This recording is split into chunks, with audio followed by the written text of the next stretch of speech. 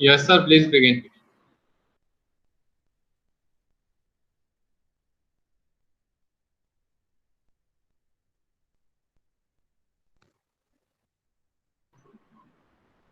Hello. Yes, sir. You can begin.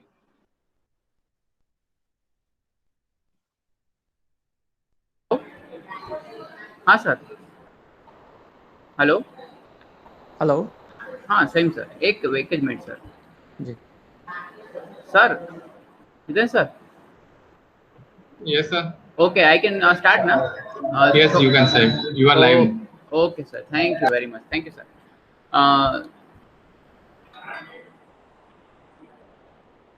Sir આપણે સ્ટુડન્ટમાં મને હું જોઈ શકીશ કે?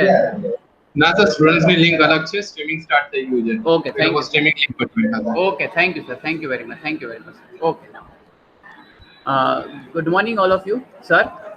On behalf of whole automobile diploma department, I am welcoming you for this webinar, sir. Very good morning, sir.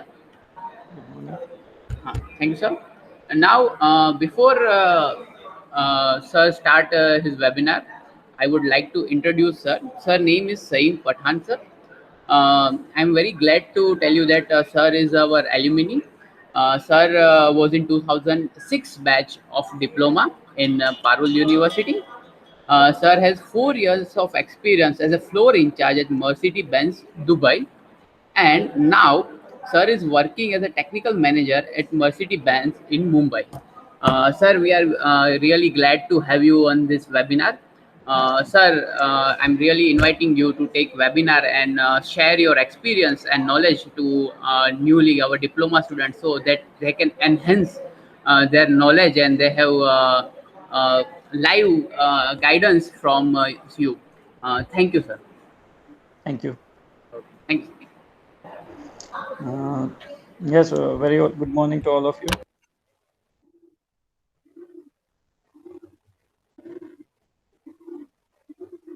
Hello. Yes, sir. You are audible. मेरा नाम सहीम पठान है और 2006 बैच से पारुल का स्टूडेंट रह चुका हूँ। पहले भी एक सेमिनार अटेंड किया हुआ है मैंने पारुल में लास्ट मंथ में। तो जैसे कि हमारी बात हुई थी, अभी हमारा आज का टॉपिक है ऑटो इलेक्ट्रिकल सिस्टम, जो अभी ट्रेंडिंग में चल रहा है। जैसे आप देख रहे हैं ऑटोमोबाइल में अभी इलेक्ट्रिक कार्स इन्वॉल्व हो रही है धीरे धीरे। जो मैकेनिकल इंजन और ऑटो इंजन से वो निकल रहे हैं ये चीज़ से। तो हमारा टॉपिक आज वही है, ऑटो इलेक्ट्रिकल सिस्टम के बारे में थोड़ा डिटेल में आपको मेरे जो एक्सपीरियंसेस है, कुछ पार्ट्स है, उसके बारे में थोड़ा मेरा नॉलेज शेयर कर। तो हम स्टार्ट करेंगे। जैसे कि आपने पढ़ा होगा आपके फैकल्टी से, आपके प्रोफेसर से, कि बात करते होंगे बैटरी एक है जो ऑटोमोबाइल का एक हार्ट है गाड़ी का। तो अब रिसेंटली अब एक नया शुरू हुआ ट्रेंड उसमें, जैसे है ECM गाड़ी का, जिसको बोलते हैं इंजन कंट्रोल मॉड्यूल, जो जिसको बोलते हैं हम के गाड़ी का दिमाग है। जैसे बैटरी एक गाड़ी का हार्ट है, सेम ऐसे ECM इसका एक दिमाग है, जो पूरी गाड़ी को उसके mechanical parts, electrical parts, wiring harness, सब फंक्शंस, जो भी फैसिलिटीज़ है उसको कंट्रोल करता है। उसके बारे में हम थोड़ा स्टडी करेंगे, कुछ सेंसर्स के बारे में बात करेंगे, कुछ इलेक्ट्रिक कार जो अभी आ रही है ट्रेंडिंग में उसकी टेक्नोलॉजीज़ के बारे में बात करेंगे। तो बस हम अब शुरू करेंगे हम ECM से। ECM एक ऐसा पार्ट है गाड़ी का कि जिससे वो पूरा इंजन को, उसके फंक्शंस, टाइम, जैसे कि टाइमिंग्स है, वाल्व टाइमिंग्स है, हॉर्स पावर है, सब कुछ उसी से कंट्रोल होता है। डे बाय डे टेक्नोलॉजी उसमें इम्प्रूव हो रही है, जैसे आप देख पा रहे हैं अभी। और उसके साथ ही काफ़ी सेंसर्स लगे हुए होते हैं इसमें गाड़ी में। मेन सेंसर्स होते हैं लाइक बूस्ट प्रेशर सेंसर्स है, इनटेक प्रेशर सेंसर्स है, टेम्परेचर सेंसर है, कूलेंट टेम्परेचर सेंसर है। तो ये सब कंट्रोल करता है ईसीएम। जैसे कि पुरानी टेक्नोलॉजीज में हमारे पास थे कार्बोरेटर इंजन, वो अभी जैसे कि काफ़ी निकल चुके हैं। अब उसके बाद काफ़ी टेक्नोलॉजी अपग्रेड होने के बाद उनको कम से कम फ्यूल में ज़्यादा से ज़्यादा माइलेज, कम से कम पॉल्यूशन, नॉक्स रिडक्शन काफ़ी हो गया। तो एक इसकी बात करेंगे हम आगे सेंसर्स की। कि मेन हमारे कुछ सेंसर्स लगे हुए थे जो गाड़ी को कंट्रोल करते हैं। कि मेरी एक लाइफ का भी एक्सपीरियंस रिसेंटली है वायरिंग हार्नेस के बारे में। तो वायरिंग हार्नेस जो गाड़ी में लगी हुई होती है वो पूरी ईसीएम और बीसीएम जंक्शन से कनेक्ट हुई होती है। ईसीएम के जैसा एक सब दूसरा भी एक पार्ट है जिसे बोलते हैं हम बीसीएम, उसको बोलते हैं बॉडी कंट्रोल मॉड्यूल, या जो बोलते हैं फ्यूज जंक्शन या whatever। ये सब चीज़ें कंट्रोल करती है पूरी वायरिंग हार्नेस को, जो भी इलेक्ट्रिकल इक्विपमेंट्स गाड़ी में लगे होते हैं। फिलहाल आप रिसेंट देख पा रहे हैं कि ऑटोमेटिक ट्रांसमिशन जिसे हम बोलते हैं एएमटी, वो भी इंट्रोड्यूस हो रहा है हमारी कंट्री में। तो उसके ऊपर हम थोड़ा बात करेंगे। जैसे कि बीसीएम पूरी वायरिंग हार्नेस से कंट्रोल करता है पूरे इलेक्ट्रिकल इक्विपमेंट्स को। और ट्रांसमिशन मॉड्यूल्स आते हैं जैसे टीसीएम, ट्रांसमिशन कंट्रोल मॉड्यूल्स। तो ऑल ओवर अभी जितनी भी गाड़ियाँ रिसेंटली लॉन्च हो रही है इस सब में इलेक्ट्रिकल कंपोनेंट्स ज़्यादा से ज़्यादा लगे। Day by day mechanical components जैसे इंजन्स है, गियर बॉक्स है, ड्राइव ट्रेन्स है, ये सब कम होते जा रहे हैं अभी। तो मेरा आपका यही सजेशन रहेगा कि आप ज़्यादा से ज़्यादा आप डे बाय डे खुद को अपडेट करें, टेक्नोलॉजी वाइज आप खुद को अपडेट करें। आपके पास यूट्यूब है, गूगल है, उससे थोड़ा नॉलेज ले, शेयर करें। सेकंड थिंग उसमें आती है इलेक्ट्रिकल कार, जो अभी मतलब हमारी एक अच्छी कंपनी है टाटा है और मॉरिस गराज है जिसने अभी अभी रिसेंटली इंडिया में लॉन्च की हुई है। तो इसके बारे में भी आप काफ़ी स्टडी कर सकते हैं यूट्यूब पर और गूगल पर, आपको काफ़ी इन्फॉर्मेशन ऐसे मिलेगी। तो मैं आपको यही सजेस्ट करूँगा कि आप अभी नेक्स्ट जो भी आप अगर लास्ट ईयर के स्टूडेंट इसमें अगर मुझे है ये वेबिनार में, तो उनको मैं सजेस्ट करूँगा आप ज़्यादा से ज़्यादा इस पर कुछ R&D रिसर्च एंड डेवलप करें। ये जो इलेक्ट्रिक कार्स अभी लॉन्च हो रहे हैं उसमें काफ़ी मतलब प्रॉब्लम्स भी आ रहे हैं हमारे जो इंडियन वेदर है, इंडियन रोड कंडीशन है, इसकी वजह से। तो मेरा आपको यही सजेशन है कि आप इसके ऊपर रिसर्च करें काफ़ी। हमारे पास काफ़ी ऐसे अच्छे प्रोफेसर्स है, फैकल्टीज़ है जो आपको ये सब में सपोर्ट भी कर सकते हैं। तो फिर हम डिटेल में बात करेंगे अब इंजन कंट्रोल मॉड्यूल और बॉडी कंट्रोल मॉड्यूल के बारे में, और ईसीएम और बीसीएम क्या काम करते हैं।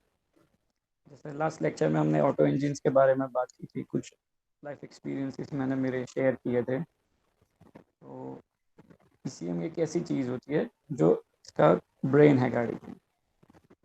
इसका एक कॉम्बिनेशन है और इलेक्ट्रॉनिक एंड कम्युनिकेशन और पूरा ऑटो इंजन्स के कॉम्बिनेशन है।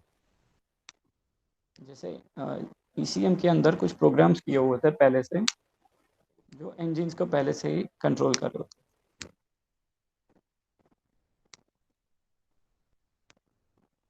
हेलो, हाँ सर, ऑडिबल है सर। हाँ नेटवर्क सुनाई दे ब्रेक रहा हो रहा है है? सर। नहीं, सुनाई दे रहा है सर, यहाँ आपका आवाज़ आ रहा है। नो इश्यू, नो इश्यू, आवाज़ आ रहा है। जी हाँ, बात कर रहे थे ईसीएम के बारे में। अभी की रिसेंट जो गाड़ियाँ ट्रेंड में चल रही है जो प्रीमियम सेगमेंट है, जैसे कि हम जर्मन कार्स है, अमेरिकन कार्स है, उन गाड़ियों में एक से ज़्यादा ईसीएम लगे हुए होते हैं जो डिटेल में आपको इंजन को कंट्रोल करते हैं। जैसे कि उसका फ्यूल कंजम्पशन है, और जैसे अभी एक टेक्नोलॉजी है वेरिएबल वाल्व टाइमिंग है, आपने पढ़ा होगा। दूसरे गियर बॉक्सेस है, उसके ऊपर ट्रांसमिशन है, आपकी ड्राइविंग कंडीशन कैसी है उसके ऊपर से एक डेटा कैलकुलेट करके वो इंजन को कंट्रोल करते हैं। जैसे कि पुराने ज़माने में हमारे पास कार्बोरेटर इंजन चलते थे, तो वो कार्बोरेटर इंजन इतने एफिशिएंट नहीं थे, ज़्यादा फ्यूल कंज्यूम करते थे, सामने माइलेज नहीं देते। सपोज हम बोलते थे अगर कार्बोरेटर इंजन हमारा होता था, अगर वो ढलान चढ़ता था तो ज़्यादा होता था कि हिल चढ़ने की वजह से फ्यूल कंजम्पशन ज़्यादा होता था और पावर लॉस होता था। उस टाइम में जो गाड़ियाँ होती थी उसमें इकोनॉमी एवरेज नहीं होती थी, माइलेज जो बोलते हैं वो नहीं होती थी, काफ़ी उसमें इश्यूज रहते थे, कोल्ड स्टार्ट ट्रबल रहती थी। मॉर्निंग में आप स्टार्ट करते हो तो 1 या 2 सेल्फ में गाड़ी स्टार्ट नहीं होती थी। अभी की जो टेक्नोलॉजी पूरी उसमें डिफरेंट हो गई है। जैसे कि ऑटोमेटिक बटरफ्लाई कंट्रोल, जो वाल थ्रोटल बॉडी बोलते हैं, इंटेक्ट मॉड्यूल बोलते हैं, वो ऐड हो गया है उसमें। और काफ़ी सारे मतलब सेंसर्स लगे हुए होते हैं अभी, जैसे कि तो वो ईजी हो गया है हमारे लिए, उसमें टेक्नोलॉजी काफ़ी अपग्रेड हो गई। तो ज़्यादा से ज़्यादा अगर स्टूडेंट कोई आपका इलेक्ट्रिकल या ये इलेक्ट्रॉनिक्स में अगर उसका इंटरेस्ट ज़्यादा हो, तो ये खुद से कोशिश भी करें कि ईसीएम जैसी चीज़ें हैं उसको एक बार खोल कर स्टडी करें, या उसके बारे में कंटेंट लिखे होते ब्लॉग्स पढ़ें। जैसे सेम दूसरी चीज़ जैसे मैंने बताया बीसीएम है, बॉडी कंट्रोल मॉड्यूल, ज़्यादातर आज की सबकी जर्मन गाड़ियों में, अमेरिकन कार में, और रिसेंटली तो जापानीज़ गाड़ियों में जो हाई स्टैंडर्ड है उसमें लगा हुआ होता है। डे बाय डे आप ये खुद से जितना प्रैक्टिकल स्टडी करेंगे उतना बेटर आपके लिए रहेगा। आप एक सिंपल लैंग्वेज आपको बोलूँ मैं, आपको बुक से निकल कर बाहर आना पड़ेगा। जितना भी आपका प्रैक्टिकल नॉलेज, जैसे हमने लास्ट टाइम बात की थी, प्रैक्टिकल नॉलेज आपका सही होगा तो आप आगे बढ़ पाओगे ये फील्ड में, वरना आप बुक से इसमें चीज़ में आप कभी भी आगे नहीं बढ़ पाओगे। कोई किसी भी ऑटोमोबाइल की एक लाइन में एक स्पेशलाइजेशन करना है, आपकी स्किल डेवलप करनी है। ऑटो इलेक्ट्रिकल है, जैसे हमारी गाड़ी में आज आपने सुना होगा कि स्कैनर्स लगे हुए थे, स्कैनर से हम मतलब गाड़ी का माल फंक्शन, लाइट से कोई प्रॉब्लम से सीधा हमको रिपोर्ट मिल जाता है उसी से। तो आप कोशिश कीजिए कि उसी से भी स्कैनर्स भी लर्न करना स्टार्ट कीजिए स्टार्टअप। जैसे कि चेक इंजन लाइट्स आती है तो उसके बारे में वो रिपोर्ट निकलते हैं, डीटीसी जो होते हैं ट्रबल कोड्स निकलते हैं, वो आपको काफ़ी इन्फॉर्मेशन अब तो इंटरनेट पर भी मिल जाएगी, तो आप उसी को चीज़ को स्टडी करिए। जैसे कि ईसीएम के बारे में मैंने आपको बताया, आप वर्कशॉप एक विजिट करिए, 2-3 गाड़ियों के ईसीएम निकाल कर चेक करिए कैसे होता है, उसमें कौन से प्रोग्राम्स लगे हुए होते हैं, और जैसे कि बॉडी कंट्रोल मॉड्यूल होता है तो वो कहाँ से कहाँ कनेक्ट करता है। जितना भी आप प्रैक्टिकल नॉलेज ऐड करेंगे आपने अपनी लाइफ में, इतना आपके लिए बेटर होगा, वो नॉलेज आपके पास से कहीं आगे वेस्ट नहीं होने वाला। और आपका जैसे कि मैंने वायरिंग हार्नेसेस की बात की, मेरा एक लाइफ एक्सपीरियंस अभी रिसेंटली 2 या 3 डेज पहले एक हमारे कस्टमर की कार मेरे पास आई थी मार्केट में, आप जानते हो वॉक्सवैगन पोलो। उन्होंने कहीं पर गाड़ी पार्क की होगी और जो इसने अंदर से वायरिंग हार्नेस डैमेज हो गई थी, चूहे ने या कुछ ऐसे कट कर दिया था, उसकी वजह से उनका बीसीएम और ईसीएम दोनों बैकफायर होकर शॉर्ट हो गए थे। प्रॉब्लम उनको ना कंपनी से मिल रही थी, ना वॉक्सवैगन से भी ये सॉर्ट आउट नहीं हो रहा था। कहीं थर्ड पार्टी के कॉन्टेक्ट से हमारे पास वो कस्टमर की डेटा आई, हमने मतलब काफ़ी 4-5 दिन तक मेहनत की वायरिंग हार्नेस पर, क्या इश्यू हुआ तो जो इतनी अच्छी, इतनी बड़ी कंपनी की गाड़ी का ईसीएम हमारे से बैकफायर हुआ है। तो हमने स्टडी किया, फिर हमको पता चला कि ये इश्यू की वजह से वायरिंग हार्नेस डैमेज हो गई थी, उसी की वजह से ईसीएम बैकफायर हुआ था। तो ऐसी चीज़ें आप जितना भी आप R&D करोगे, खुद को आप इम्प्रूव करोगे, स्किल एक बनाओगे, अगर आप ऐसे समझोगे कि मैं मतलब ऑटोमोबाइल में वो मैं काले हाथ नहीं कर सकता, या मैं इंजीनियर हो गया, मैं ये चीज़ में मतलब खुद से मैं मैटर्स नहीं कर सकता, मैं मैकेनिक या मैं तो मैनेजर लेवल सीधा पहुंच गया, तो वो चीज़ इस फील्ड में पॉसिबल। मैकेनिकल ऑटोमोबाइल हमारी ये फील्ड सब ऐसी है कि हम खुद से प्रैक्टिकल नॉलेज लेना होगा। जैसे भी आप कोई विजिट करते हैं तो आप गाड़ी अगर आपके खुद के पास होगी गाड़ी, आप खुद से सेंसर्स खोल कर देखिए कौन सा सेंसर कैसे काम करता है, सेंसर निकाल के फिर चेक करिए, चेक इंजन लाइट दिखाती है, कौन सा सेंसर निकालने से लाइट्स आती है, ये सब चीज़ें आपको काफ़ी स्टडी करनी रहती है। दूसरी बात इसमें थी हमारी बॉडी कंट्रोल मॉड्यूल के बारे में, ज़्यादा लोग अभी जो ये सेमिनार में वो इस बारे में नहीं जानते होंगे, बट ये चीज़ ऐसी हुई थी कि टोटली अभी जो भी बॉडी पर सेंसर्स लगे होते हैं, लाइक ईबीएस है, एंटी लॉक ब्रेकिंग सिस्टम जिसको हम बोलते हैं, एयरबैग्स है, साइड इम्पैक्ट प्रोटेक्शन सिस्टम है, जो भी बॉडी कंट्रोल जंक्शंस लगे हुए होते हैं, लाइट्स लगी होती है, कुछ एक्स्ट्रा ऑर्डिनरी फिटिंग्स होते हैं, उस चीज़ को बॉडी कंट्रोल मॉड्यूल कंट्रोल करता है सीधी, जिसको हम बीसीएम बोलते हैं। जैसे इंजन और दूसरी हार्नेस को कंट्रोल करता है ईसीएम, ऐसे same body electrical wiring harness को कंट्रोल करता है BC. Third thing, electrical parts components में आता है टीसीएम, जो लेटेस्ट गाड़ियों में अभी ऑटोमेटिक ट्रांसमिशन है उसमें ये मॉड्यूल डिवाइस लगता है, जिसको बोलते हैं ट्रांसमिशन कंट्रोल मॉड्यूल, जो गियर बॉक्स के ऊपर लगता है, और गियर बॉक्स और ईसीएम दोनों के बीच में जो भी मतलब डेटा एक्सचेंज होता है उसको कंट्रोल करता है। थर्ड थिंग, अभी जितनी भी जो गाड़ियाँ इलेक्ट्रिकल कंपोनेंट्स लगी है उसमें काफ़ी छोटे छोटे मॉड्यूल्स, काफ़ी इलेक्ट्रिकल वायरिंग हार्नेस बहुत ही ज़्यादा आपको देखने मिलेगी, सेंसर्स देखने मिलेंगे। आपको बाद में शेयर करूँगा, आपको शौक लगेगा। जो मर्सिडीज बेंज में S350 एक मॉडल है, उसमें अगर total programming with plus sensors आप काउंट करने जाओगे, आपको शौक लगेगा। 38,000 सेंसर्स लगे हुए होते हैं।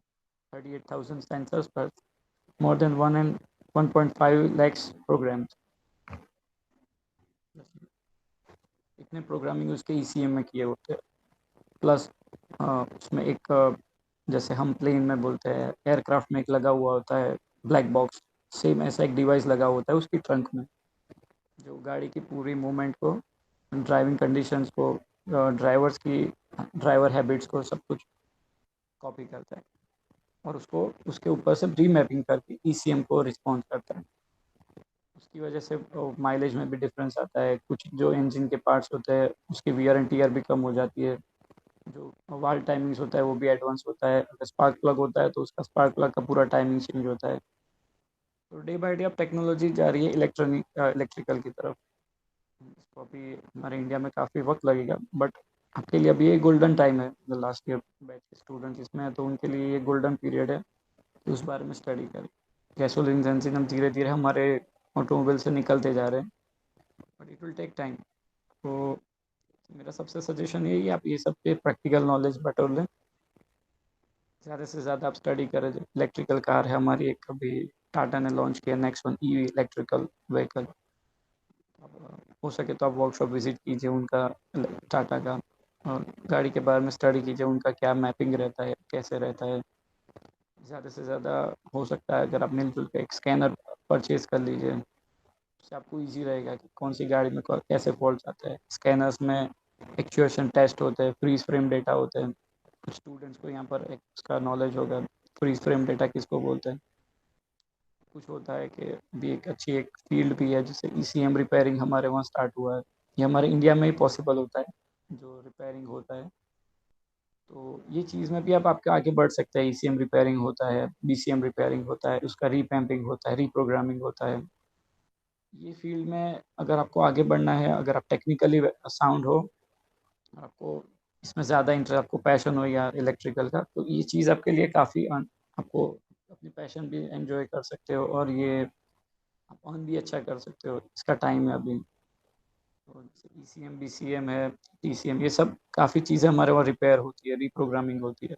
इफ़ अगर पॉसिबल हुआ तो लॉकडाउन के बाद अगर मैंने यूनिवर्सिटी विजिट की तो मैं वो पार्ट्स लेकर आऊँगा जिससे मैं आपको प्रैक्टिकल नॉलेज दे सकूँ।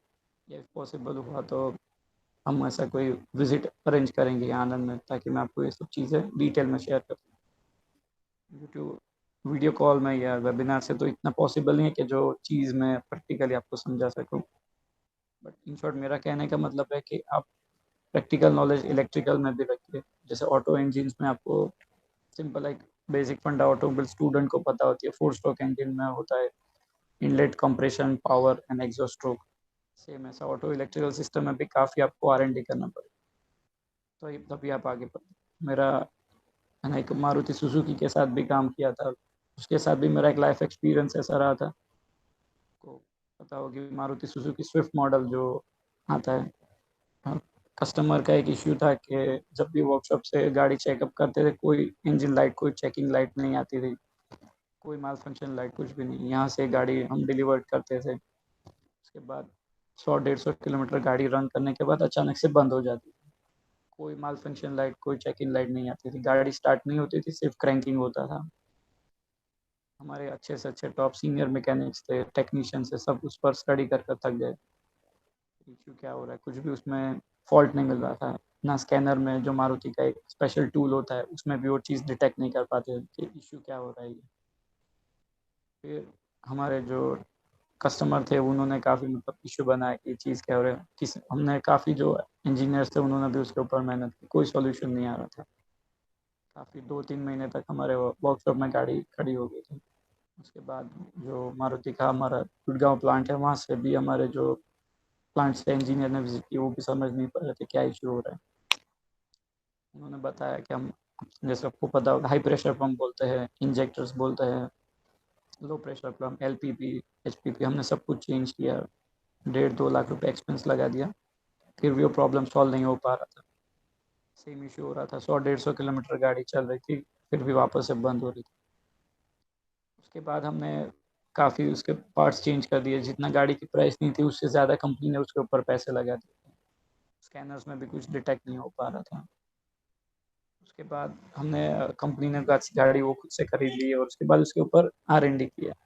वो गाड़ी यहाँ से हमने गुड़गांव भेजी। काफ़ी टाइम R&D करने के बाद उन्होंने ऐसा बताया कि जो इंजेक्टर के नोजल के अंदर एक वॉल लगा हुआ होता है, वो जब गाड़ी चलती थी गर्म होने के बाद वो वाल सिर्फ नॉर्मल था, जिसकी प्राइस नॉर्मल होगी मार्केट में यार 300 से 400 रुपए की प्राइस होगी। 4 नोजल में से एक वाल उसका था, वो स्टक हो जाता था, जिसकी वजह से गाड़ी में पूरा HPP पे बैक प्रेशर होने की वजह से गाड़ी बंद हो जाती थी। नॉर्मल इशू की वजह से हमने काफ़ी मतलब एक्सपेंस भी कर दिया। काफ़ी लोग मतलब समझ भी नहीं पाए क्या इशू हो रहा है। तो ये सब चीज़ें ऐसी होती है कि अब कंपनी ने काफ़ी इसके ऊपर रिसर्च किया, इसके बाद ये सीख किया, तो इतने बड़े प्रोडक्शन यूनिट्स भी होते हैं वो भी ये नहीं समझ पाते।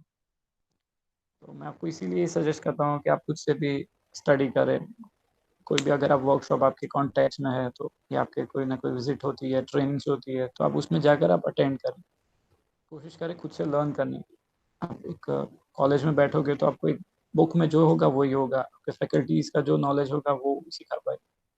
हमारी एक ऑटोमोबाइल फील्ड ऐसी है जिसमें आपको खुद से सीखना ज़रूरी है। खुद से मेहनत प्रिपरेशन नहीं करोगे तो, अगर आप अभी बिलीव करते हो मैंने 3.5 इयर्स डिप्लोमा कर लिया, बाद में बैचलर्स कर लिया और मुझे जॉब मिल जाएगी। इफ़ अगर आप टेक्निकल फील्ड में गए तो आपको डे वन से आपको कॉम्प्लिकेटेड आपको लगेगा कि ये चीज़ें क्या हो रही है, आप समझ नहीं पाओगे, इतनी सारे आप कॉम्प्लिकेटेड हो जाओगे। फॉर माई एग्जाम्पल मैं डे वन मेरी जॉब का बताऊंगा। अगर सर्विस एडवाइज़र आप बन जाओगे, हमारा एक रेगुलर कस्टमर हो या किसी भी नॉर्मल कंपनी में लग जाए, अगर उसने आपको बताया ऐसे कि आप कैसे मतलब ये फॉल्ट सॉल्व करोगे, या मेरी गाड़ी में ये इशू आ रहा है, सपोज आपको इतना नॉर्मल बता दिया मेरी गाड़ी में नॉकिंग आ रहा है, तो आपको कस्टमर के क्वेश्चन से पहले आपको पता होनी चाहिए कि नॉकिंग किस वजह से आ रहा है, उसके क्या कॉजेज हो सकते हैं, उसके 10 कॉजेज हो सकते हैं। तो एटलीस्ट आप टैकल कर सको कस्टमर को।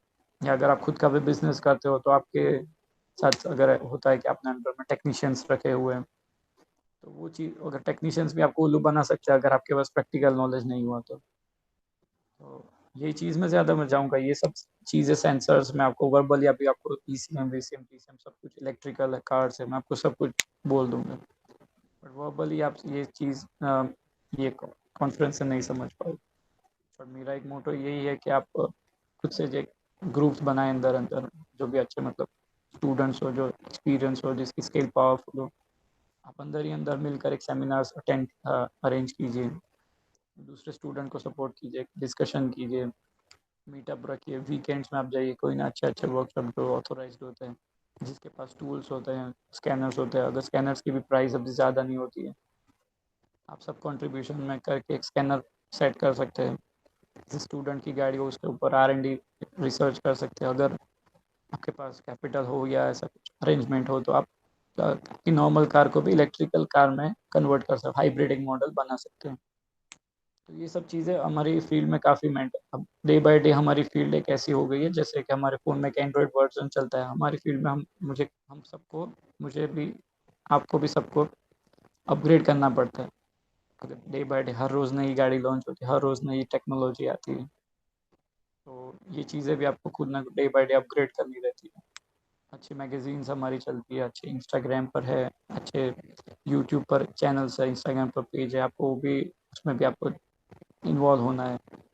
आपको डे बाय डे स्टडी करते रहने पड़ेगा टिल द एंड, क्योंकि हमारी फील्ड ऐसी है कि इसमें हर रोज़ नया कुछ बदल जाता है, हर रोज़ कुछ ना कुछ अपग्रेड होता है, टेक्नोलॉजी वाइज है, इंजन वाइज है, फ्यूल है, कोई ना कुछ रिसर्च हो रहा है। अब सोलर कार का भी कॉन्सेप्ट चल रहा है, काफ़ी ऐसी कंपनीज है। तो इन फ्यूचर आपको अगर ये फील्ड में आगे बढ़ना हो ऑटो इलेक्ट्रिकल, तो काफ़ी ऐसी कंपनीज है जो ये ट्रेनिंग प्रोग्राम्स भी चलाती है, तो आप इसमें इन्वॉल्व हो जाइए। यूट्यूब है आपके पास, सब कुछ है। एक्चुअली जब हमने तो कॉलेज की थी हमारे पास ये गूगल सपोर्ट भी नहीं था, बट अभी तो काफ़ी मतलब ये चैनल्स भी चल रही है, उसके बारे में काफ़ी ऐसे कैंपेन भी चल रहे हैं। और सेकेंड चीज़ है कि जैसे इंडस्ट्रियल ट्रेनिंग इंस्टीट्यूट भी चल रही है अभी, जहाँ पर उनके स्टूडेंट के पास भी काफ़ी एक्सपीरियंसेस होते हैं अभी, तो आप उनसे भी मीटअप कीजिए। आप कहीं भी जाइए, आप अपना नॉलेज कभी भी मतलब कम मत कीजिए, कहीं भी जाइए आप सीखने का दिमाग से जाइए। आप ऐसा अगर दिमाग में रखोगे कि हाँ मैं एक इंजीनियर हूँ, मैं काले हाथ नहीं कर सकता, या एक मैकेनिक या टेक्नीशियन से मैं पूछ नहीं सकता, या उसको ऐसा लगेगा इंजीनियर होकर मुझे पूछता है, तो दैट्स नॉट गुड। आपको कहीं भी जाकर आपको सीखने की कोशिश करनी चाहिए। तो मेन टॉपिक पर हम वापस आते हैं, जैसे कि मैंने बात की थी आपको सेंसर्स के बारे में, तो थोड़ी उसके बारे में भी आपको मैं डिटेल में आपको बताऊँ। हम जो भी रेगुलर गाड़ियाँ इंडियन रोड्स पर चलाते हैं उसमें काफ़ी मेन सेंसर्स लगे होते हैं, 6 से 7 मेन सेंसर्स होते हैं। जैसे कि एक थ्रोटल बॉडी जो अभी मैं आपको बताया, उसके ऊपर मेन सेंसर्स लगा होता है। थ्रोटल बॉडी पोजीशन सेंसर होते हैं, इनटेक टेम्परेचर सेंसर्स होते हैं, एयर फिल्टर पर जो लगा हुआ होता है। एक मेन सेंसर में आपको O2 सेंसर की बात करूँगा, जो एग्जॉस्ट के बाद लगा हुआ होता है, कैटालिक कन्वर्टर से पहले। अभी जो टेक्नोलॉजी रिसेंटली अपग्रेड हुई उसमें 2 O2 सेंसर लगे हुए हैं। और उसके बाद तो अभी ऐसी गाड़ियाँ आ रही है कि जिसमें 3 O2 सेंसर्स लगे हुए होते हैं, जो काफ़ी कॉम्प्लिकेटेड है। तो इसके यहाँ बैठे कुछ लोगों को डाउट होगा कि ये 3 क्यों लगे होते हैं, या इन लोग यहाँ डाउट होगा कि हमारा एक जैसे अभी चल रहा है कि फर्स्ट सेंसर होता है जो एग्जॉस्ट में कितना गैस ऑक्सीजन जा रहा है उसको डिटेक्ट करता है। सेकंड सेंसर लगा हुआ था वो फिर से वो चेक कर रहा होता है कि कितना गैस आ रहा है। एक्चुअली ये थोड़ी मिसअंडरस्टैंडिंग होती है। फर्स्ट सेंसर जो काम कर रहा होता है वो दिखा रहा होता है कि कितना एग्जॉस्ट में ऑक्सीजन निकल। सेकंड सेंसर ये काम कर रहा होता है कि कैटालिक कन्वर्टर ठीक से काम कर रहा है। और थर्ड सेंसर जो लगा हुआ होता है वो इसलिए लगा होता है कि ये 2 सेंसर ठीक से काम कर रहे हैं, नहीं कि उसके लिए वो सेंसर लगा हुआ होता है। तो ये सब चीज़ें मुझे भी स्टडी से ही पता चली, मैंने भी काफ़ी उसके ऊपर रिसर्च किया है। मैंने कुछ खुद कैटालिक कन्वर्टर एग्जॉस्ट सिस्टम पूरा कंपोनेंट्स निकाल कर देखा हुआ होता है। स्कैनर से लाइव फ्रीज फ्रेम देखा है मैंने, जब एग्जॉस्ट हमारी गाड़ी आइडल कंडीशन में होती है कितना गैस निकाल रही है, नॉक्स रिडक्शन कैसे हो रहा है। तो ये सब चीज़ें भी मुझे बुक से नहीं मिला है, या मतलब किसी ने मुझे सिखाया नहीं, ये मैंने खुद से प्रैक्टिकल नॉलेज से सीखी हुई। थर्ड थिंग होती है हमारी एक एयर फिल्टर के ऊपर हमारा एक सेंसर लगा होता है, इनटेक टेम्परेचर सेंसर, जो हमारे एयर फिल्टर से अंदर जो हमारा हवा इनटेक सक कर रहा होता है उसका क्या टेम्परेचर रहा है उसके बारे में हमें ये डेटा देता है। थर्ड थिंग मैंने आपको सब तो बता दिया कि आप ये सेंसर्स लगे होते हैं, बट आपको काफ़ी बैठे स्टूडेंट्स को ये इसमें आइडिया नहीं होगा कि सेंसर्स में एक्चुअली ऐसा कौन सा पार्ट होता है जिससे वो सेंस करके ईसीएम को बताता है या बीसीएम को रिपोर्ट करता है, कम्युनिकेट करता है। तो एक्चुअली सेंसर्स जो भी लगे हुए होते हैं गाड़ी में, वो वो वोल्टेज फ्रीक्वेंसी पर काम करते हैं। अभी हमारी गाड़ी में ऑल्टरनेटर लगा हुआ था, ऑल्टरनेटर जनरेट करता है पावर, ड्राइव लेता है इंजन से, बेल्ट से या चेन से। तो ऑल्टरनेटर के ऊपर एक रेगुलेटर लगा होता है, ऑल्टरनेटर डीसी करंट जनरेट कर कर बैटरी को सप्लाई करता है। और उसके ऊपर भी एक रेगुलेटर लगा होता है जो ऑल्टरनेटर करंट जनरेशन का जो रेशियो होता है उसको कंट्रोल करता है। कभी कभी ऐसी भी मेरी एक एक्सपीरियंस है, ऑल्टरनेटर के ऊपर जो रेगुलेटर लगा है वो फेल हो जाता है। उसकी वजह से ऑल्टरनेटर कांस्टेंट करंट जनरेट करना शुरू कर देता है जब गाड़ी रनिंग कर रही होती है। उसकी वजह से वो बैटरी को भी डैमेज कर देता है, या कभी कभी होता है ऑल्टरनेटर का खुद कोर डैमेज हो जाता है। तो ये सब चीज़ें भी छोटी छोटी चीज़ें होती है जो इलेक्ट्रिकल कंपोनेंट्स डैमेज होने की वजह से गाड़ी को काफ़ी ऐसा नुकसान हो जाता है। तो छोटी छोटी चीज़ें भी आपको इसके ऊपर स्टडी करनी काफ़ी रहती है। अगर आप ऐसा छोड़ दोगे कि या ऑटोमोबाइल में आगे इंजन के ऊपर कर लिया हमने ये, तो मेन कंपोनेंट्स से ज़्यादा छोटे कंपोनेंट्स भी सब एक इसके साथ सिंक होकर काम करते हैं। जैसे कि अभी रिसेंटली गाड़ियों में जो रेडिएटर लगा हुआ था उसके ऊपर 2 फैंस लगे होते हैं। उस फैन के अंदर में आपको मैं एक डिटेल में बताऊं, उसके अंदर हाई स्पीड, लो स्पीड, 3 टाइप के उसकी स्पीड होती है अलग अलग, जो कंट्रोल करता है सीधा ईसीएम से। उसकी अगर मोटर जो लगी होती है, फैन मोटर जिसको हम बोलते हैं, उसके अंदर भी अलग से एक कंपोनेंट लगा हुआ होता है जो उसको कंट्रोल करता है, जो सिमिलर ईसीएम के जैसा होता है, जो कम्युनिकेट करता है ईसीएम के साथ। और ईसीएम इंजन के टेम्परेचर बढ़ने या कम होने पर कंट्रोल करता है उसकी मोटर फैन को। सेम चीज़ उसकी, जैसे कि इसी तो मोटर रेडिएटर फैन हमारी लगी हुई होती है, कभी उसका नॉइज़ बढ़ जाता है। तो अगर ये होता है कि एक रिसर्च मैंने की थी इसके ऊपर कि नॉइज़ क्यों बढ़ जाता है डे बाय डे जाने से। तो पहले मैंने उसका कोर खोल कर देखा, मुझे ऐसा लगा कि इलेक्ट्रिकल कॉइल फेलियर हो गई है या कुछ इलेक्ट्रिकल कंपोनेंट फेलियर है। तो हमने उसको बाहर निकाल कर देखा तो कोई कंपोनेंट फेलियर नहीं था, फिर भी जब गाड़ी ब्रांड न्यू थी उसके 1 साल के बाद उसका फैन कोर का फैन मोटर की आवाज़ बढ़ रही थी। मैंने उसके ऊपर काफ़ी रिसर्च की, फिर हमें पता चला कि एक जो फ़ैन लगा हुआ होता है, जो फ़ैन के फिन्स होते हैं, तो हमारे यहाँ गाड़ियों की ज़्यादा मेंटेनेंस में क्लीन अप नहीं होता है। आउट ऑफ इंडिया ये सब चीज़ों में काफ़ी मतलब ये ध्यान रखा जाता है, बट जो फ़ैन के फिन्स होते हैं हमारे, वो क्लीन नहीं किए हुए थे। वो फ़ैन के फिन्स क्लीन ना करने की वजह से फ़ैन का अलाइनमेंट चला गया था, जिसकी वजह से वो प्रॉपर रोटेट नहीं कर पा रहा, उसकी मूवमेंट प्रॉपर नहीं हो पा रही थी, उसका रोटेशन ठीक नहीं हो रहा था, इसके वजह से ज़्यादा नॉइज़ जनरेट कर रहा था। अब देखिए कितनी छोटी सी चीज़ होती है वो, जो ये चीज़ है मतलब इश्यूज खड़े कर देती है ये सब चीज़ों में। सेकेंड चीज़ होती है हमारी वायरिंग हार्नेस, जिसके बारे में आपको मैंने बताया कि डैमेज है, हार्नेस को मैंने कुछ ही दिन पहले रिप्लेस किया है। तो ज़्यादातर कंपनीज जो भी होती है, जो पॉजिटिव टर्मिनल बैटरी से लेकर और negative terminal body to body पर या चेसिस पर अर्थ करते हैं, तो ये पूरी वायरिंग हार्नेस की होती है। बीसीएम टू ईसीएम पर एक कनेक्शन होता है, प्लस उसके जितने भी मॉड्यूल्स लगे हुए थे। तो पावर विंडो में भी मॉड्यूल्स लगे होते हैं, तो पावर विंडो मॉड्यूल्स है, जो टॉप एंड गाड़ियाँ होती है उसमें सीट कंट्रोल्स मॉड्यूल लगे हुए थे, तो सीट के भी अलग मॉड्यूल्स होते हैं। तो सब सेपरेट मॉड्यूल्स अभी डे बाय डे होते जा रहे हैं। तो अगर आपने अभी रिसेंटली आप स्टडी करते हो इंजीनियरिंग में, आपको ये सब चीज़ें अचानक से आप देखोगे तो आप कंफ्यूज हो जाओगे। इससे बेटर है कि आप उस चीज़ में भी आप स्टडी कीजिए। हाई एंड गाड़ियाँ हैं, अगर वो भी नहीं मिलती है तो आपके पास हो, तो बेटर आप एक स्क्रैप मार्केट विजिट करिए। काफ़ी चीज़ें आपको वहाँ देखने मिलेगी, जो चीज़ें आपने नहीं देखी होगी। इंजन कंपोनेंट्स खुले होंगे, अगर शायद यूनिवर्सिटी में कुछ पार्ट्स होते हैं, कुछ कंपोनेंट्स होते हैं, वो लिमिटेड होते हैं या होते हैं तो वो पुरानी टेक्नोलॉजी या वो अवेलेबल नहीं होते, तो आप खुद से एक विजिट करिए। स्क्रैप मार्केट में आपको इजीली देखने मिलेगा, वहाँ पर अच्छी अच्छी गाड़ियाँ। वायरिंग हार्नेस को कैसे जब बॉडी और चेसिस के बीच में सेटल किया जाता है, जब गाड़ी बन प्रोडक्शन मैन्युफैक्चरिंग हो रहा होता है उसका, तो ये सब चीज़ें आप जितना विजुअली आप खुद से देखोगे, तो खुद से मतलब सिंपल लैंग्वेज में आप उसको फील करोगे। हमारी फील्ड है ऑटोमोबाइल, एक ऐसे आप उसको फील करना ज़रूरी है। फील करोगे आप, अगर आप ऐसा आपको इतनी मास्टरी हो जाएगी कि आप क्रैंकिंग स्टार्ट होगा, आप इंजन की आवाज़ से आप बोल सकते हो कि ये कौन से सिलेंडर में क्या हो रहा है, या कौन सा सिलेंडर मिसफायर कर रहा है, या कौन सी इग्निशन कॉइल फेल है, या ये नॉकिंग हो रहा है तो ये टैपेट हो रहा है, या क्रैंक की आवाज़ आ रही है, या फ्लाईव्हील बैंड है। ये सब चीज़ों से, ये सब चीज़ें प्रैक्टिकल नॉलेज से ही आती है। आप जब से खुद से काम करोगे, सीधा अगर सोच लोगे कि मैं इंजीनियर हो गया और मैं नहीं कर पाऊंगा, तो ये आप थोड़ा दिमाग से ये चीज़ अगर निकाल कर चलनी चाहिए मेरे हिसाब से। दूसरी चीज़ उसमें होती है कि अभी जो इलेक्ट्रिक कार लॉन्च हो रही है, जो टाटा ने मॉरिस गैराज ने लॉन्च की है, उस चीज़ में भी आपको देखने मिलेगा कि उसमें इंजन पूरे निकल गए हैं। उसके अंदर एक टॉर्क मोटर होती है, जैसे टॉर्क मोटर होती है, और उसमें हाई कैपेसिटी बैटरी रहती है। टाटा उसको 5 इयर्स की वारंटी के साथ अभी दे रही है बैटरीज। तो टॉर्क मोटर के ऊपर भी आपको स्टडी करनी चाहिए कि वो कैसे काम करती है। उसके अंदर स्टेज मोटर भी होती है, सेपरेट अंदर पार्ट होती है हाई स्पीड लो स्पीड के लिए। आप उस पर भी R&D करिए, आप उस पर भी थोड़ा स्टडी करिए। जैसे कि ये सब लो कॉस्ट मेंटेनेंस मोटर्स होती है इलेक्ट्रिकल, सेम जो कॉन्सेप्ट इलेक्ट्रिकल लोकोमोटिव में होता है, सेम कॉन्सेप्ट अभी गाड़ियों में धीरे धीरे आ रहा है। तो आप सब चीज़ उसकी भी एक विजिट करिए, आप कैसे वो काम करता है। यूट्यूब पर उसमें काफ़ी डिटेल्स वीडियो देखने मिलेंगे आपको।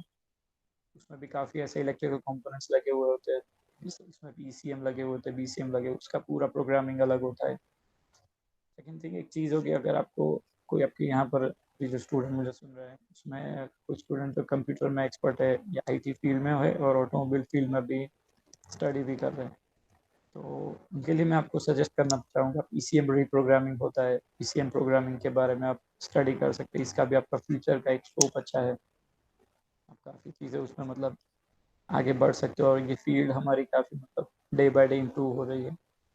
तो PCM के बारे में आप रीप्रोग्रामिंग आप सीखिए। मैं हमारे जो सर है शैलेश सर, उनको व्हाट्सएप कर दूंगा, जो इंस्टीट्यूट है जो हमारे गुजरात में ही, और काफ़ी अच्छी तरीके से वो चीज़ें सिखा रही है हमारी। आप हम हर एक चीज़ देख लिया, हमारी गाड़ी में भी की प्रोग्रामिंग लगा होता है, जिसमें एक नॉर्मल चिप की वजह से, नॉर्मल चिप होती है। ये चीज़ें हमको सुनने में काफ़ी कॉम्प्लिकेटेड लगती है, बट आप उसमें स्टडी करेंगे आपको बहुत ईजी लगे। की प्रोग्रामिंग है, इमोबिलाइजर है, हर एक कंपोनेंट जो भी लगा हुआ था इलेक्ट्रिक, वो गाड़ी में इलेक्ट्रिक कंट्रोल होता है, इंफोटेनमेंट सिस्टम लगी हुई होती है। काफ़ी ऐसे फॉल्ट्स आते हैं जो काफ़ी कभी चेक लाइट, इंजन लाइट जो बोलते हैं, माल फंक्शन लाइट नहीं दिखाते, फिर भी वो गाड़ी में फॉल्ट रहते हैं। तो ये सब चीज़ों में आप ये आगे बढ़ सकते हैं, ये फील्ड अच्छी है आपकी। ईसीएम जो मैंने आपको बताया, ये बीसीएम रिपेयरिंग है, ये आप खुद कर सकते हो। और आपको अगर इसमें आगे एक तरीके से देखने जो आप सीख भी सकते हो और रेवेन्यू भी जनरेट कर सकते हो खुद के लिए। अगर आपको इंटरेस्ट है तो मेरे हिसाब से आपके लिए बेटर फील्ड रहेगी। लेकिन अगर सर्विस फील्ड में जो यहाँ पर स्टूडेंट्स है जो जाना चाहते हैं, उनके लिए मैं कहना चाहूँगा आप ज़्यादा से ज़्यादा जितना हो सके प्रैक्टिकल नॉलेज पे कॉन्सेंट्रेट करिए, ज़्यादा से ज़्यादा उसी पर कॉन्सेंट्रेट करिए। जो जो भी स्टूडेंट्स या मुझे सुन रहे हैं जिनको सर्विस फील्ड में जाना है, जो आगे पढ़ना चाहते हैं या बैचलर्स करेंगे, उनकी अलग एक विजन होगी। बट जो इसके बाद सोच रहे हैं कि हम वीक स्टूडेंट हो रहे हैं, तो आप टेक्निकल लाइन में थोड़ा कॉन्सेंट्रेट करिए।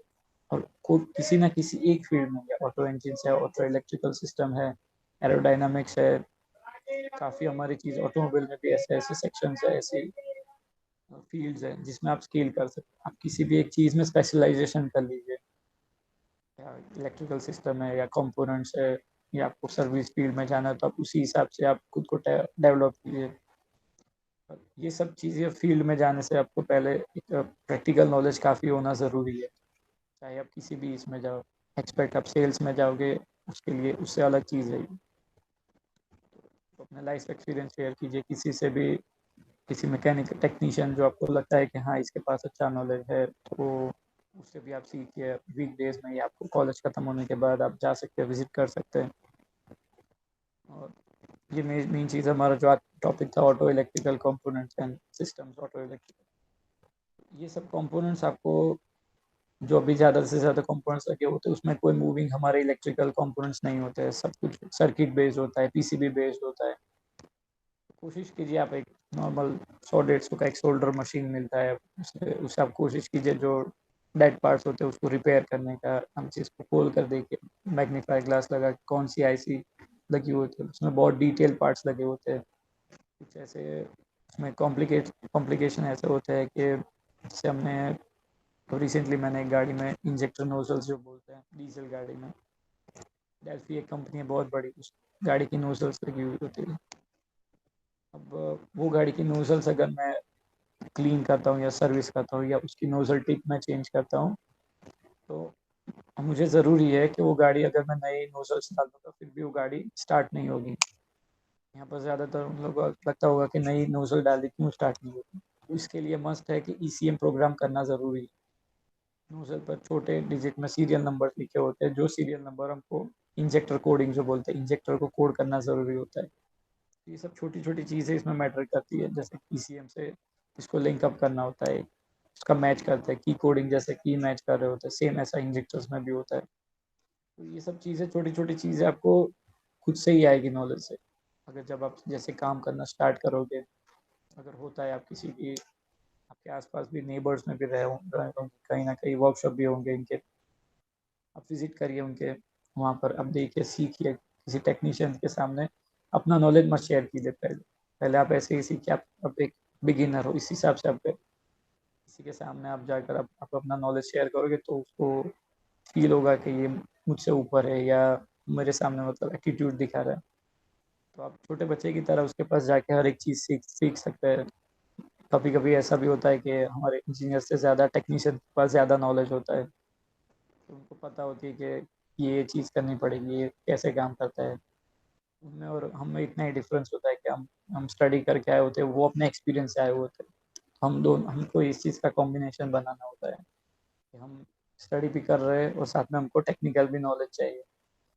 अब चाहे बुक्स में कितना भी आप स्टडी कर लोगे, अब ग्रुप डिस्कशन कर लोगे, बट ये चीज़ में हम प्रैक्टिकली ऑन फ्लोर जब आप ये चीज़ फेस नहीं करोगे, तब तक आपको ये चीज़ नहीं आएगी। और ये चीज़ ऐसी है कि आपको सीखना है टेक्निकल, वरना अभी टाइम इतना है, कंपटीशन ऐसी चल रही है मार्केट में, सर्विस फील्ड हो या कोई भी आप रिपेयरिंग हो या आप खुद का भी एक बिजनेस स्टार्ट करो, इतनी टफ कंपटीशन चल रही है कि आप मुझे ज़रा भी स्लो हुए तो आप मार्केट से निकल कर बाहर हो जाओगे। अच्छे से अच्छी कंपनी में भी आपको 2 से 3 महीने का आपको प्रोबेशन टाइम, या आपको टाइम देगी आपको सीखने का। उसके बाद आप, अगर आपने टेक्निकली नहीं सीखा तो आप आउट हो जाओगे। फिर आप अगर आप बोलोगे मैं इंजीनियर हूँ तो उसकी कोई वैल्यू नहीं रहेगी। बेटर है आप अपनी स्किल इम्प्रूवमेंट कीजिए। अगर आपको स्टूडेंट वीक लगता है यहाँ पर तो वो ऐसी चीज़ सिलेक्ट करे उसमें कि जहाँ से हो सकता है या खुद का बिजनेस करते हैं या खुद एक सर्विस फील्ड में जाना। अगर वीक स्टूडेंट है तो किसी भी एक फ्लो को पकड़ के, एक लिंक को पकड़ के, कोई भी एक लाइन को पकड़ के उसमें आगे बढ़े। अगर आप सपोज आप ऑटो इलेक्ट्रिकल में वीक हो तो आप ऑटो इंजन में जा सकते हो। ऑटो इंजन में आप वीक हो तो आपका ड्राइंग या आपका कुछ ड्राइंग पावरफुल हो तो आप एरोडायनामिक्स में भी जा सकते हो। फिजिक्स किसी का अच्छा हो तो एरोडायनामिक्स में भी आगे बढ़ सकते हो। डिज़ाइनिंग कंपनीज में भी जा सकते हो। ये सब चीज़ का मेरा मेरा जो लाइफ एक्सपीरियंस इतने साल का रहा है, मैंने सर्विस फील्ड में भी काफ़ी काम किया है, डिज़ाइनिंग कंपनी के साथ भी काम कर लिया है, टेक्निकली ऑन फ्लोर रहकर एज अ मैकेनिक भी काम कर लिया है। फिलहाल मैं जो पर्सनल मेरा काम कर रहा हूँ उसमें भी मैंने काफ़ी ऐसे एक्सपीरियंसेस कर लिए हैं जो मतलब मुझे ऐसा लगता है कि आज मैंने फर्स्ट टाइम ये चीज़ सीखी कि मुझे ऐसा फील होता है कि गाड़ी में सच में ये चीज़ भी आती है। तो मेन चीज़ उसमें ये रहती है कि आप खुद को इम्प्रूव करो। आप ऐसा मत सोचो अगर आपको सेकंड थर्ड ईयर में अगर आपको लगता है, आपको फियर हो गया है कि मैं आगे क्या कर पाऊंगा, ये फील्ड बहुत टफ है, तो इंजीनियरिंग दूसरी नाम ही टफ है। इंजीनियरिंग काफ़ी टफ होता है और ये चीज़ में आपको डरना नहीं चाहिए। बेटर आप आगे बढ़ना चाहिए। कोई भी एक फील्ड में आप आगे बढ़िए। अगर आपको सजेशंस चाहिए काफ़ी ऐसे तो मैं आपको सजेस्ट भी कर सकता हूँ कौन सी ऐसी फील्ड है अभी न्यू ट्रेंडिंग में चल रहा है। ऑटोट्रॉनिक्स जो बोल रहे हैं, मैकाट्रॉनिक्स के साथ साथ ऑटोट्रॉनिक्स भी स्टार्ट हुआ है। ऑटो उसकी काफ़ी इंस्टीट्यूट भी चल रही है, ऑनलाइन क्लासेस भी उसके चल रहे हैं, तो आप उसमें भी अटेंड कीजिए। जितना से जितना वो कोशिश कीजिए नॉलेज बढ़ाने के लिए। तो ऐसी ऑटोट्रॉनिक्स के बारे में भी आपको एक चीज़ मैं बताना चाहूँगा कि एक कॉम्बिनेशन है हमारी ऑटोमोबाइल इंजीनियरिंग और इलेक्ट्रॉनिक एंड कम्युनिकेशन। जो भी ज़्यादातर अभी इलेक्ट्रिक गाड़ियाँ भी लॉन्च हो रही है, ये इसी के बेस पर काम करेगी। ज़्यादा से ज़्यादा कंपनीज अभी हायर उसी के वही ऑटोट्रॉनिक्स इंजीनियर को कर रही है। तो जैसे कि मैंने भी अभी काफ़ी सालों पहले इंजीनियरिंग की थी, उस वक्त इतना सारा ये टेक्नोलॉजीज़ भी नहीं थी। मुझे भी एक फियर था ऐसा कि मैं कैसे कर पाऊँगा। सीधा मैंने फर्स्ट एक्सपीरियंस जापानीज़ गाड़ियों के साथ से अचानक से मैं जर्मन गाड़ियों में चला गया। तो मुझे मुझे ज़्यादा से बहुत टफ लगा था। मैंने आपको लास्ट टाइम भी एक एक्सपीरियंस शेयर किया था। हाँ, एक टेक्नीशियन ने मुझे मतलब ऐसे उल्लू बना लिया था कि हाँ ये एक पार्ट लगता है जिसका नाम है रोल्सटेक। एक्चुअली वो होती है एक अल्कोहल ब्रांड, जैसे मैंने आपको लास्ट टाइम बताया था। तो मैं मेरे एक्सपीरियंस से आपको ये शेयर करना चाहूँगा कि आपके साथ ही आप ये फेस ना करो। अभी आपका कॉलेज टाइम है, अभी आपके पास काफ़ी ऐसा यूनिवर्सिटी में भी टाइम बचा रहता है, तो आप उसी से आपको खुद को इम्प्रूव कीजिए। अभी डे बाय डे आप जितना टाइम वेस्ट मत कीजिए इस चीज़ में। जैसे कि मेरी अभी एज है, मैं मेरी एज के एक्सपीरियंस से काफ़ी चीज़ें सीखा हूँ। फिर भी मैं अभी रोज़ ना रोज़ कुछ ना कुछ नई चीज़ें सीखता हूँ। फ्री टाइम में बैठकर मैं हमारे वर्कशॉप में भी जो गाड़ियाँ खड़ी होती है उसके बारे में भी, कोई टेक्नीशियन ठीक कर रहा होता है मैं उसको पूछता हूँ क्या इश्यू है, कैसे आया, कस्टमर कंप्लेंट क्या थी। तो सर्विस फील्ड में ज़्यादा से ज़्यादा 70% स्टूडेंट हो गए जो सर्विस फील्ड में एंटर करेंगे कुछ सालों में। तो आप पहले से ही बी प्रिपेयर, उसी चीज़ के लिए प्रिपेयर हो जाइए। अगर आपको ऐसा फिर पकड़ उठ कर ऐसा ना हो जो आपका एम्प्लॉयर हो या आपकी कंपनी हो, वो आपके फर्स्ट इंटरव्यू में आपको ऐसा क्वेश्चन पूछ दे, कोई ऐसा सेंसर कि जिसके बारे में आपको नॉलेज ही ना हो। तो प्रैक्टिकल नॉलेज इज मस्ट, ये मेरा ज़्यादा सर। और दूसरी मैं एक कुछ ऐसी मैं एंड में कहना चाहूँगा इसके बारे में कि हम जितने भी आप स्टूडेंट्स हैं वो एक ग्रुप बनाइए। अच्छे स्टूडेंट, ब्राइट स्टूडेंट्स है वो वीक स्टूडेंट को सपोर्ट करिए। आपके जितने फैकल्टीज़ है उनके पास भी काफ़ी अच्छा नॉलेज है। प्रोफेसर है जो हमारे एचओडी है उनके पास भी, वो भी काफ़ी लाइफ एक्सपीरियंस उनका अच्छा रहा है। उन्होंने काफ़ी ऐसे एक्सपीरियंसेस किया टेक्निकल फील्ड में।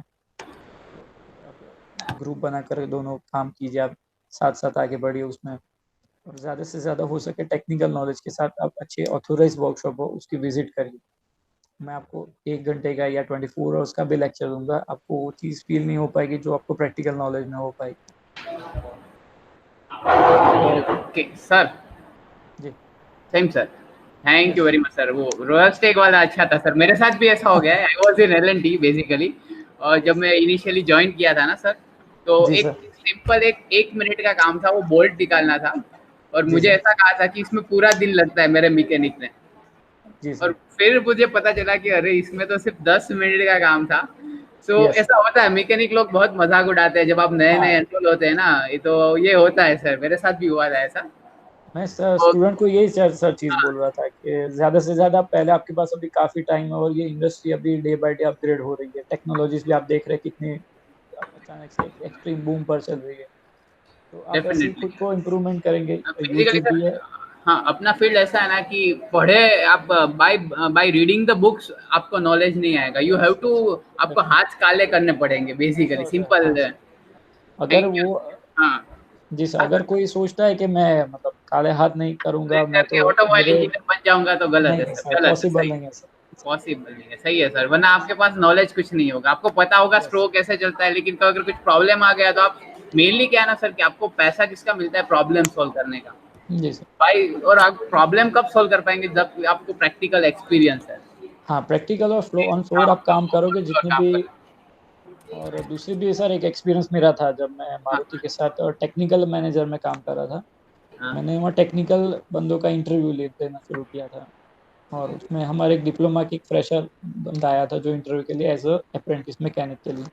अब मैंने उसको पूछा कि 4 स्ट्रोक पेट्रोल डीजल में क्या डिफरेंस, उसने बता दिया ये डिफरेंस होता है, कंबक्शन इनटेक कंप्रेशन हमारा जो बोलते हैं power exhaust stroke.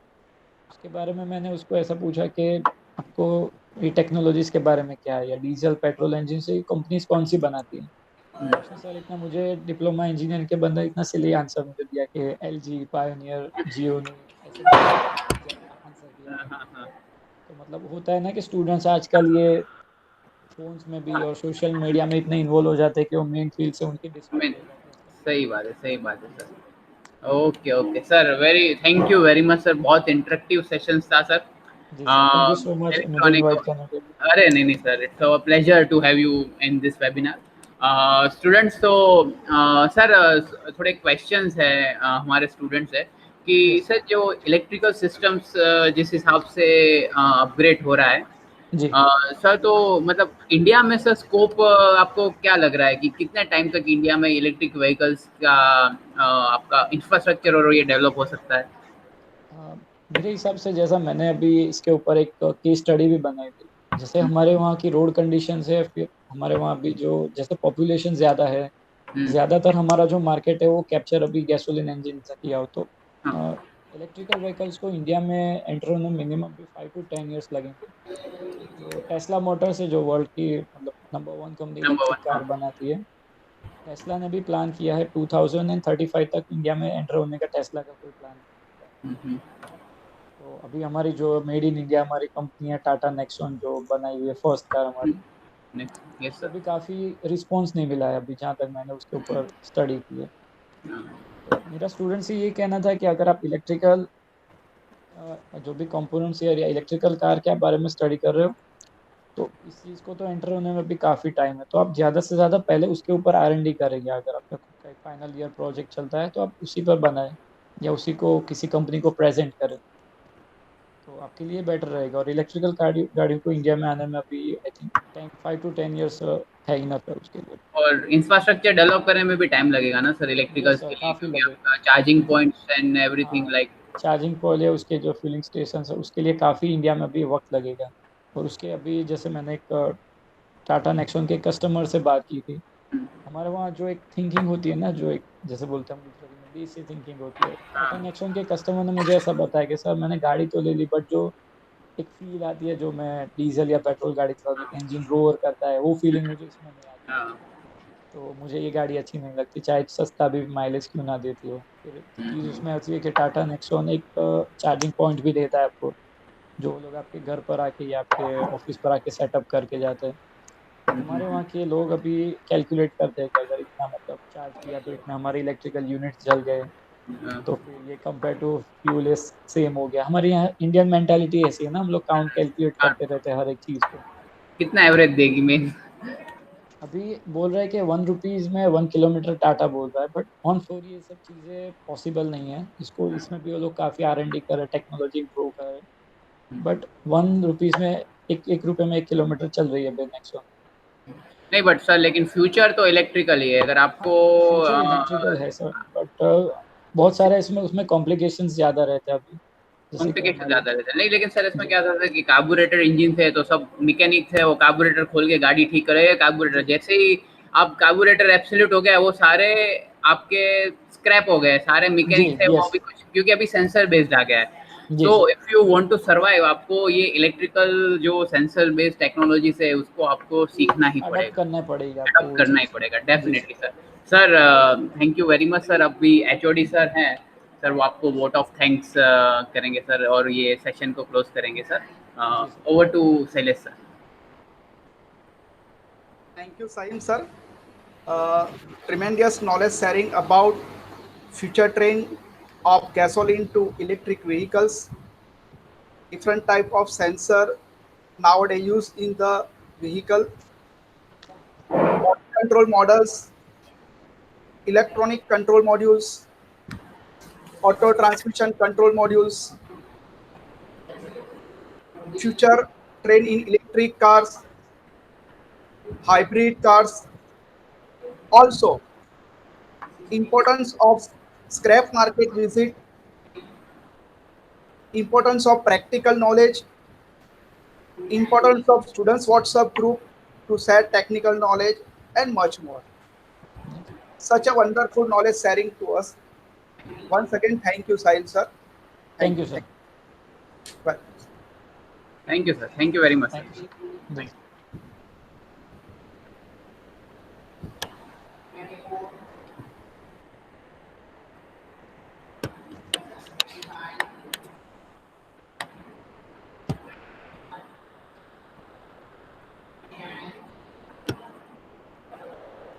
Thank you.